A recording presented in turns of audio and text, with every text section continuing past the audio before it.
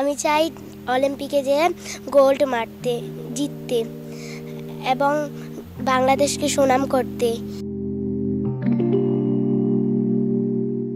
একটা ছোট টেবিল, 2টা ব্যাট আর অদম্য 2টা মন, এই দিয়ে শুরু হয়েছিল মিথিলা আর মৌয়ের যাত্রা। বয়স মাত্র 10 আর 11, কিন্তু চোখে তাদের যে স্বপ্ন তা অনেক বড়দেরও হার মানায়।